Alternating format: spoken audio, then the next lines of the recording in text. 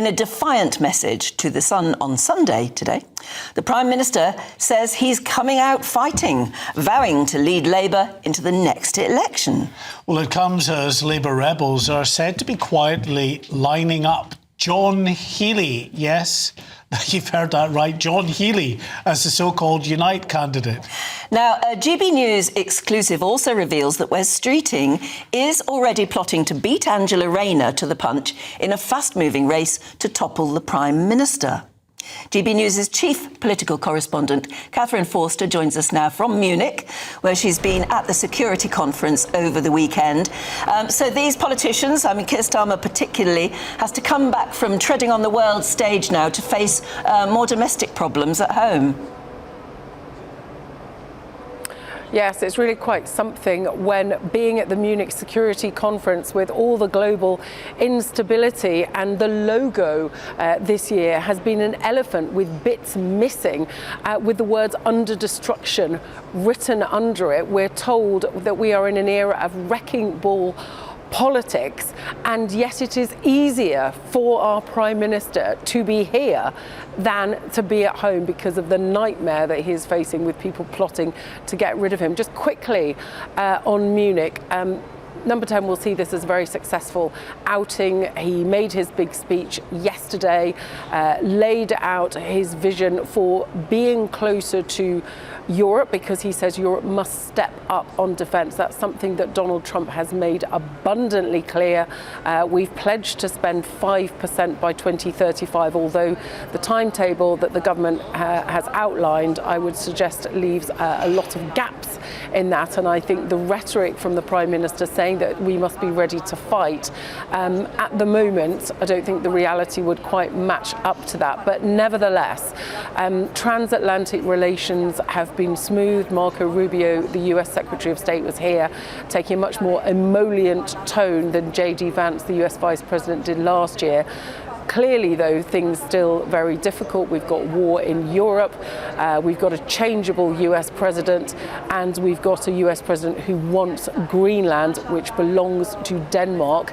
Those conversations are still going on here. But the Prime Minister, talking about much closer relations with Europe, something we've known that he wants for a long time, but he's now saying because of the international situation, this is more important than ever. I think that will worry a lot of our viewers for what that might mean. For example, he's talked about building a joint European defence industry.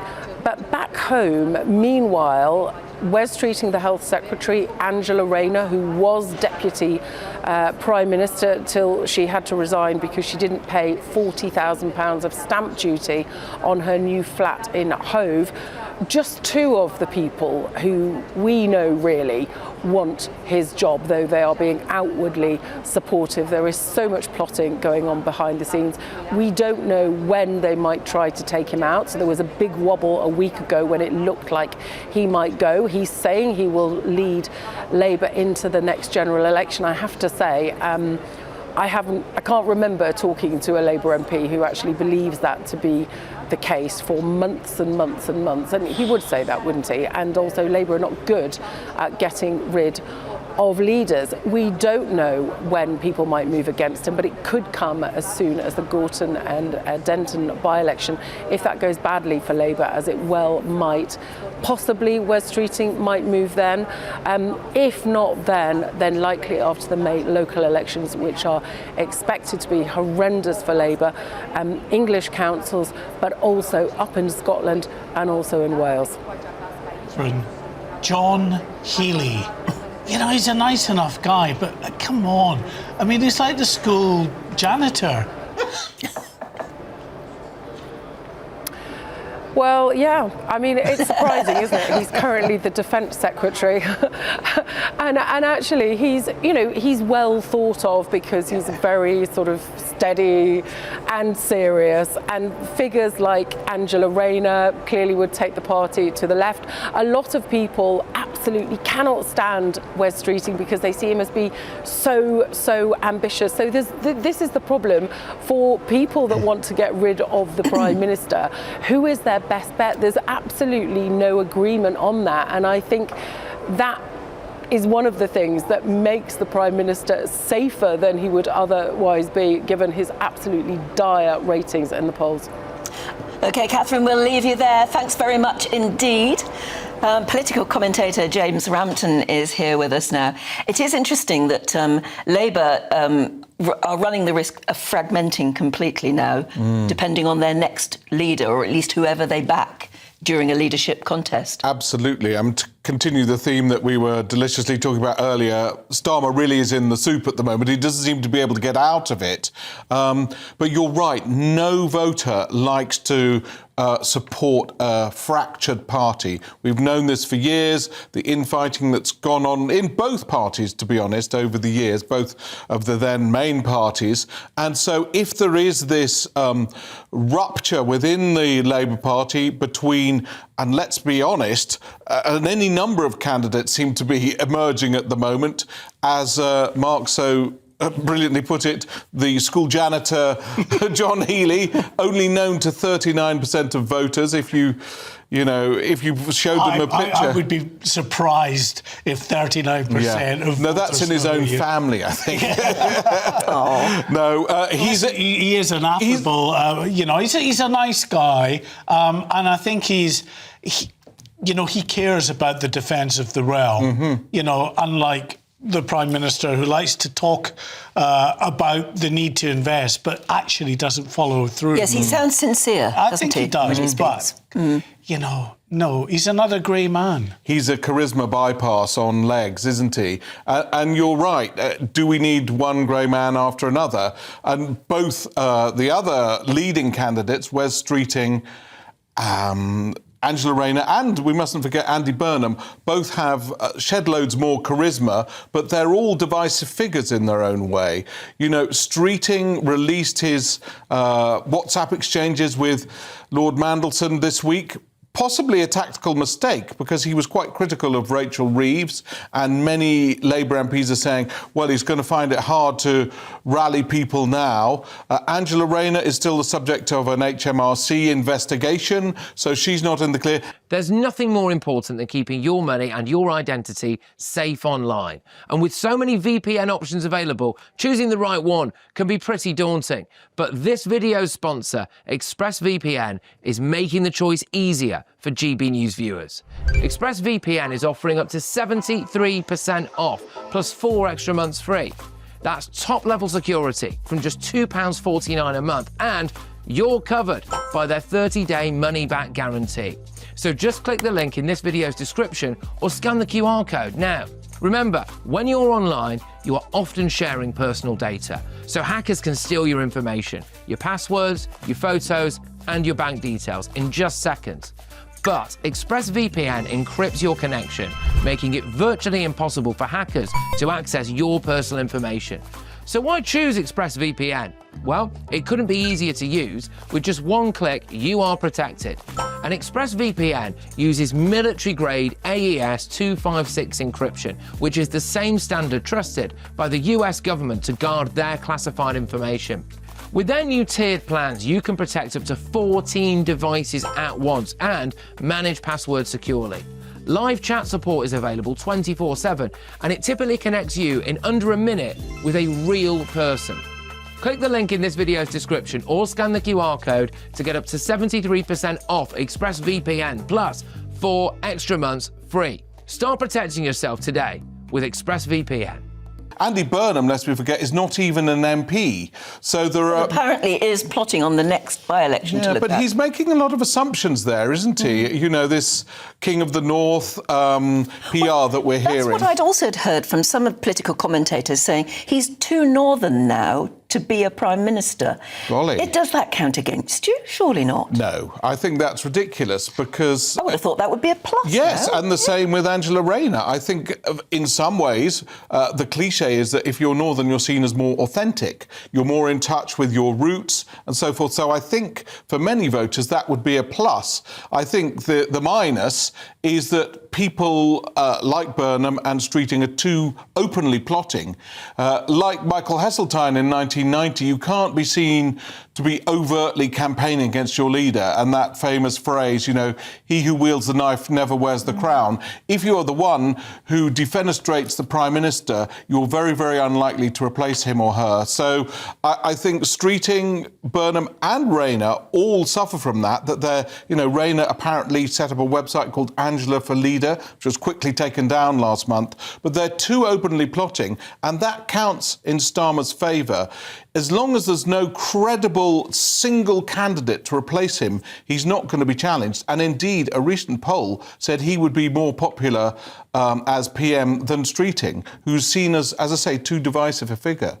Gosh, it's fascinating to see what sort of Labour government we're going to have in a few weeks' time, isn't it? Julius Caesar has nothing on this, I tell you. Clearly. The number of senators lining up to stab him in the back. It must be a terrible stress on everybody, frankly, working inside Number 10. Yes, and 3 major figures left in the last week. I think people, understandably, within politics, within the, you know, politico-sphere, the Westminster bubble, as Mark quite rightly puts it, are always vying for power. They're always aspiring to work at Number 10. But goodness me, when you get there, it is an incredibly hard job. We saw that with repeated several Tory PMs. We're seeing that now with Starmer. He's running through more managers than Nottingham Forest at the moment, and it really is a difficult job. Sue Gray left after a few weeks, and now Morgan McSweeney has left, the Chief of Staff. So, you know, you wouldn't wish that job on your worst enemy in a way. But let's not feel too sorry for them, James. A £260,000 payoff. Yeah, I don't think everybody gets that, do they? Maybe. Yeah. Certainly you don't if you're working in Sainsbury's or Tesco. No, that's very true. We don't want to shed 2,000 and 60,000 tears for them, do we? No. Political editor for HuffPost UK, Kevin Schofield, joins us now. Good morning to you, Kevin. Morning. Of course, Sir Keir Starmer's hardly got a foot off the plane, and we're back to all of the debate and discussion over when the next move against him is likely to be. Yeah, and this is going to continue now, I think, until the day he goes. And I know he said in The Sun that he's going to lead Labour into the next election. Well, he's kind of got to say that, hasn't he? He can't say he's not going to do that. But the fact of the matter is, and I think... Oh, Kevin's signal has fallen off the air. Yeah. Oh, it's a shame. Right, yes. So, there Sir we Keir are. Starmer was certainly much more comfortable in the international stage yesterday at the Munich Security Conference, where he could tell everybody just how strong an international leader he is, how he is investing huge sums of money in our defence hand. But really, what has happened in terms of the actual investment in our defence has been very slow to non-existent. For instance, I was sent an email yesterday from the Unite Union, who very interestingly said that Sir Keir Starmer needs to put his money where his mouth is. That's interesting, it coming from a union, traditionally, which always support a Labour government. Well, because they're saying, like, for instance, the Defence Investment Plan, the DIP, it's been delayed and delayed and delayed. And this is the thing that the government, that the industry, the defence industry sector need. And they've said the government's dithering on DIP is leaving thousands of UK defence jobs at risk. And he needs to put his money where his mouth is. Back to Kevin Schofield now. Kevin, Sorry about that. And no, it's absolutely fine. I mean, it's quite interesting to touch on that. Clearly, the unions are very concerned that all this international sort of grandstanding and talk on these big important issues is not being followed up by actual money on the table for this sector. No, you're right. I mean, this, in many ways, is Keir Starmer in his comfort zone. He likes going on the international stage, making speeches, and, you know, he looks the part. He looks like a statesman. He looks much better, rubbing shoulders with other foreign leaders. It's when he gets back home that he's in trouble. And as I was just saying, when the Scottish Labour leader Anna Sarwar got up last week to say he needs to go, you know, there was real panic in Number 10 because they were worried that a cabinet minister may break ranks and resign. Another figure may follow in behind. Anna Sarwar and say, you've got to go. And at that point, he really was, in a very precarious position. Now, they managed to rally the cabinet around him to put out public statements. But, it just showed how precarious his position is right now. And he can talk all he likes about being Prime Minister come the next election. But the reality is events could really overtake him. By-election at the end of the month, elections on May the 7th. If they go really bad for Labour, then he's in an awful lot of trouble. Yes, but every time somebody declares an interest in his job or makes it very plain that that's what they're doing, he manages to pat it down at the moment. Everybody's firing off too soon, you get the feeling, don't you? But sooner or later, he will topple, do you think?